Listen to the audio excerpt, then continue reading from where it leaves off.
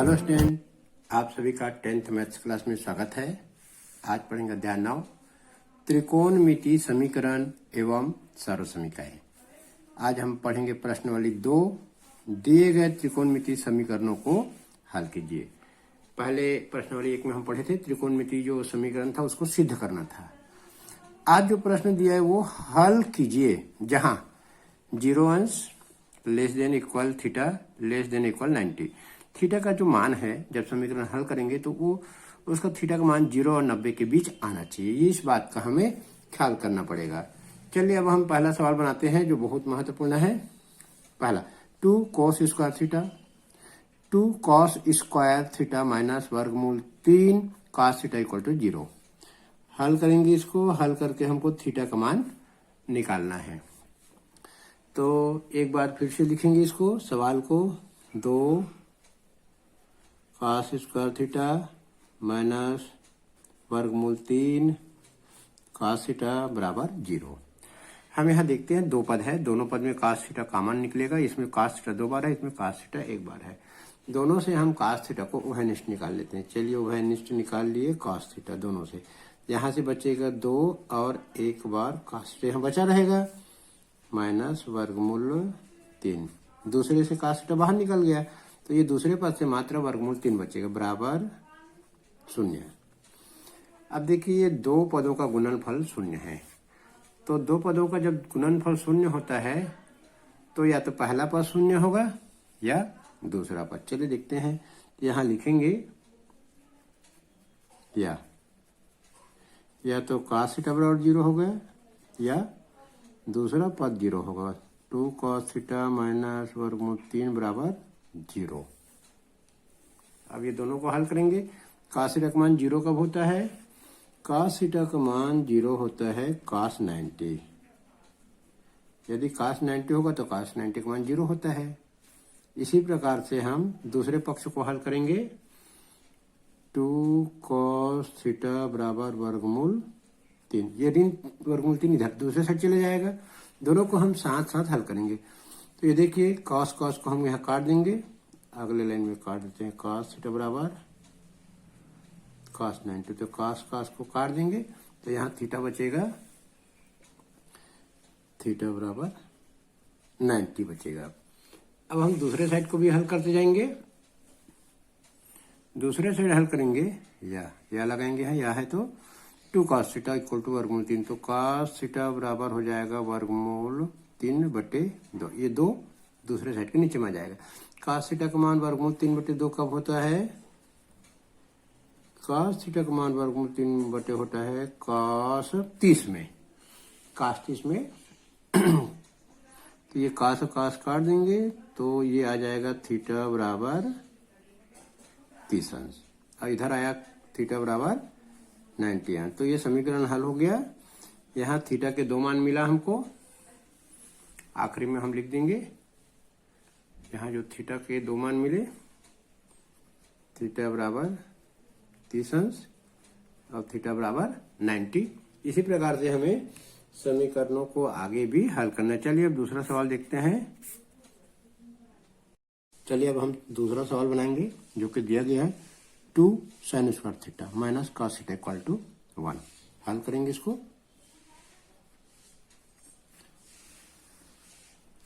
हल एक बार फिर से लिखेंगे सवाल को, 2 sin square theta minus cos theta equal to 1। यहाँ sin स्क्वायर थीटा का सूत्र लगाएंगे हम सर्वसमीकरण का। चलिए क्या सूत्र लगाएंगे? यहाँ पर होता है sin स्क्वायर थीटा बराबर होता है 1 minus cos square theta minus ये cos थीटा यहाँ लिख देंगे इक्वल टू 1। अब ये 2 से गुना करेंगे ब्रैकेट के अंदर की जो राशि है उनको, तो ये 2 का 1 से गुना होगा, 2 एकम 2, और ये हो जाएगा minus 2 cos square theta minus cos theta equal to ये 1 अपने साइड रहेगा। अब ये 2 को हम दूसरे साइड पक्षांतर कर देते हैं। 2 cos square theta minus cos theta equal to 1 minus 2। यहाँ या का निशान लगा देंगे। चलिए अब आगे बनाते हैं। ये हो जाएगा -2 cos square theta minus cos theta equal to -1।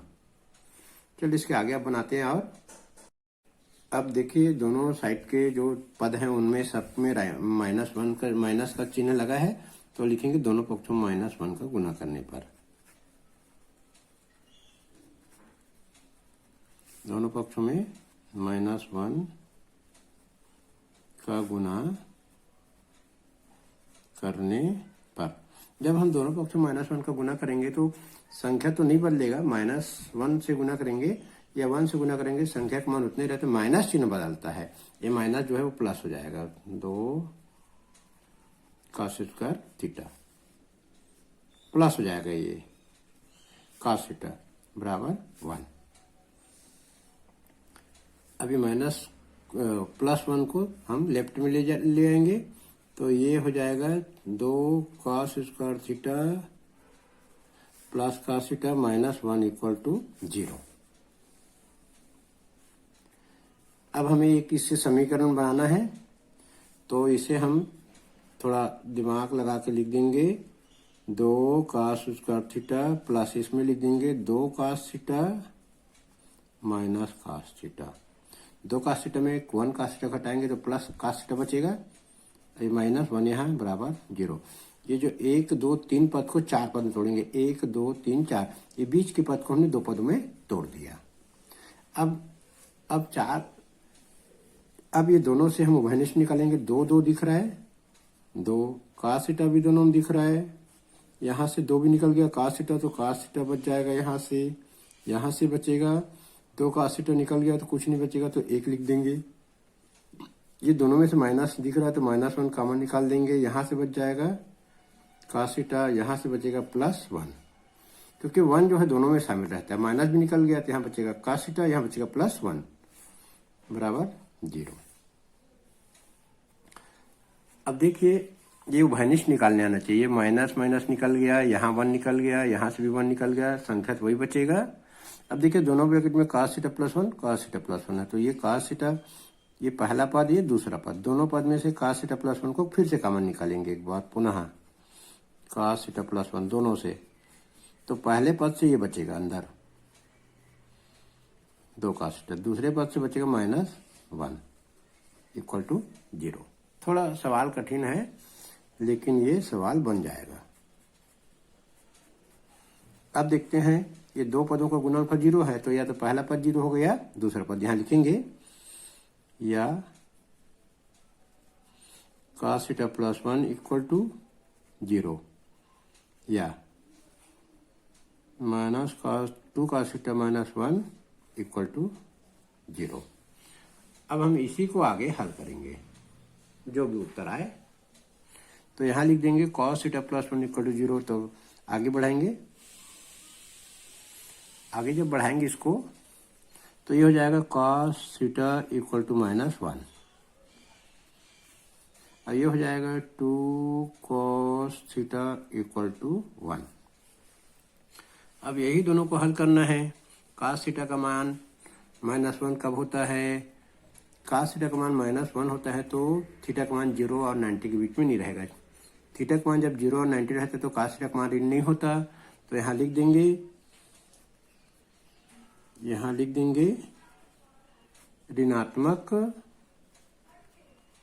होने के कारण अस्वीकार। इसका हल 90 से या 0 से कम में आएगा या 90 से ज्यादा में आएगा, तो हमें इस समीकरण को हल करना है 0 और 90 के बीच। तो लिख देंगे ऋणात्मक होने के कारण अस्वीकार। केवल अब दूसरे जो पद है उनको हल करेंगे। 2 cos थीटा बराबर 1, तो cos थीटा बराबर 1/2। cos थीटा का मान 1/2 कब आता है? cos थीटा का मान 1/2 आता है cos 60 में, तो यहाँ लिख देंगे cos थीटा बराबर cos 60, यहाँ लिख देंगे या का चिन्ह। अब ये cos को काट देंगे, थीटा बराबर 60, तो हमारा उत्तर आ गया थीटा बराबर 60। इस प्रकार से ये दूसरा सवाल भी हल हो गया। थोड़ा कठिन है, 1-2 बार प्रैक्टिस करना पड़ेगा, बिना प्रैक्टिस के मैथ्स असंभव है, चाहे त्रिकोणमिति हो, चाहे क्षेत्रमिति हो, चाहे बीजगणित हो, 2-3 बार प्रैक्टिस करना जरूरी है, बना के देखना जरूरी है कॉपी में लिख के। चलिए अब तीसरा सवाल हम बनाएंगे। तीसरा सवाल दिया गया है 3 tan स्क्वायर थीटा बराबर 2 sec स्क्वायर थीटा प्लस 1। इसको हल करेंगे और थीटा का मान हमें कितना मिलना चाहिए, 0 से 90 के बीच। इस बात का ख्याल रखना है। चलिए हल लिखते हैं। यहाँ पर ये लिख दिया हल। सवाल को एक बार लिख देना है। यहाँ 3 tan स्क्वायर थीटा बराबर 2 sec स्क्वायर थीटा प्लस 1। तो दोनों पक्षों को हल करते चले जाएंगे आगे। 3 tan स्क्वायर थीटा बराबर 2 sec स्क्वायर थीटा का मतलब होता है 1 plus tan square theta, 1 plus. ये सूत्र हमको याद रखते जाएंगे तो जितना जल्दी हो सके सवाल बनते जाएगा। सूत्र यहाँ पर मेन है, याद रखेंगे, प्लस 1। यहाँ का निशान लगा देंगे। 3 tan स्क्वायर थीटा 2 को गुना 1 से करेंगे 2 हो जाएगा, 2 को गुना tan स्क्वायर से करेंगे tan square theta 2 tan square theta plus 1। चलिए आगे बढ़ जाए। 3 tan स्क्वायर थीटा, 2 और 1 3, यहाँ लिख देंगे 3 धन 2 tan स्क्वायर थीटा। यहाँ पर हम पक्षांतर कर देंगे।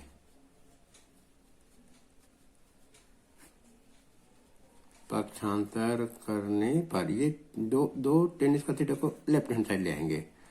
तो लेफ्ट हैंड साइड ले आएंगे तो ये हो जाएगा 3 tan square theta minus 2 tan square theta equal to 3। चलिए अब इसको घटाएंगे। 3 tan स्क्वायर थीटा में से 2 tan स्क्वायर थीटा घटाएंगे तो tan स्क्वायर थीटा बचेगा। चलिए आगे बढ़ाते हैं। यहाँ 3 tan स्क्वायर थीटा में से 2 tan स्क्वायर थीटा को घटा देंगे तो उत्तर आएगा tan स्क्वायर थीटा बराबर 3। अब यहाँ हम वर्गमूल लेंगे। दोनों पक्षों का क्या लेंगे, वर्गमूल लेने पर जब यहाँ हम दोनों पक्षों का वर्गमूल लेंगे तो सवाल हल हो जाएगा। तो ये हो जाएगा tan स्क्वायर थीटा का वर्गमूल tan थीटा, 3 का वर्गमूल नहीं निकलता, वर्गमूल 3। अब हम त्रिकोणमिति सारणी में देखेंगे कि tan थीटा का मान वर्गमूल 3 कब आता है। tan थीटा का मान वर्गमूल 3 आता है tan 60 में। इसको लिखेंगे tan 60। tan 60 को लिखेंगे क्योंकि यहाँ 10 है, इसलिए इसको वर्गमूल 3 का मान हम 10 के रूप में देखेंगे। अभी 10 को काट देंगे तो क्या बच जाएगा, थीटा बराबर 60। तो ये हमारा उत्तर सवाल नंबर 3 का आ गया। थीटा के लिए सवाल को हल करना था। चलिए सवाल नंबर 3 हल हो गया। एक सवाल और बनाएंगे। चलिए अब अंतिम सवाल इस पाठ का पढ़ते हैं, 5वां, और उसे हल करेंगे। अच्छा लग रहा है सवाल देखने में। तो cos थीटा बटे 1 minus sine theta plus cos theta बटे 1 plus sine theta equal to 4।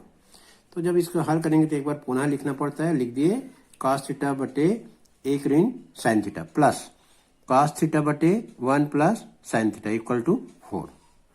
यहाँ हम देखते हैं, यहाँ अंश में दोनों में cos थीटा है तो इसे हम cos थीटा को कॉमन निकाल देंगे। चलिए कॉमन निकाल दिए। पहला पद से बचेगा 1 माइनस साइन थीटा प्लस दूसरे से बचेगा 1 plus sine theta equal to 4। इसे हल करने के लिए लघुत्तम लेंगे हर का, तो ब्रैकेट के बाहर लिख देंगे cos थीटा। जब इसको हम लघुत्तम लेंगे तो लिख देंगे 1 माइनस साइन थीटा ब्रैकेट बंद, 1 प्लस साइन थीटा ब्रैकेट बंद। 1 प्लस साइन थीटा का इधर से गुना करेंगे क्योंकि हम यहाँ लघुत्तम ले रहे हैं, 1 प्लस साइन थीटा, और प्लस इधर लिख देंगे 1 माइनस साइन थीटा बराबर 4। पुनः इसको cos थीटा तो बाहर ही रहेगा, इसको अलग अलग कर देंगे। 1 plus sine theta plus 1 minus sine theta. नीचे आ जाएगा 1 minus sine theta 1 plus sine theta, ये आ जाएगा a का स्क्वायर माइनस b का स्क्वायर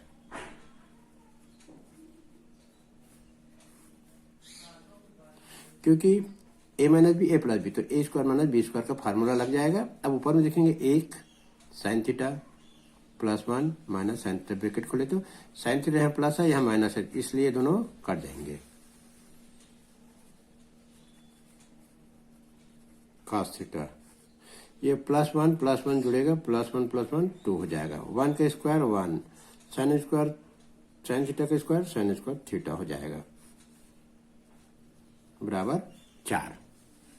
चलिए अब इसको हम लिख देंगे, थोड़ा दूर से लिखें, कॉस थीटा गुणित 2 बटे 1 minus sine square theta equal to 4।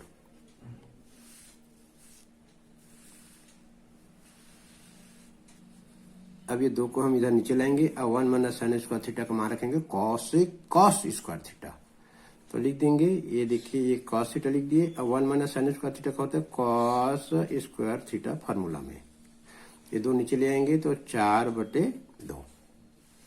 अब यहाँ काटेंगे, एक कॉस थीटा इसके एक कॉस थीटा से कटेगा, यह एक कॉस थीटा बचा रहेगा और 2 एकम 2, 2 दूनी 4, तो क्या बचेगा 1 upon cos theta equal to 2,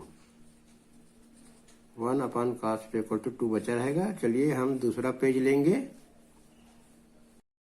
अभी तक हम पहुंच चुके हैं 1 upon cos theta equal to 2 मिला हमें हल करते समय। तो 1 अपॉन कॉस थीटा का सूत्र लगाते जाना है, ये होता है सेक थीटा बराबर 2। सेक थीटा का मान 2 कब होता है, तो देखेंगे सेक थीटा का मान 2 जो है सेक 60 है, इसमें सेक 60 में सेक थीटा का मान होता है 2। सेक को काटेंगे, थीटा का मान आ गया 60। तो ये सवाल को आसानी से हल कर लिए, तो थीटा का मान आ गया 60।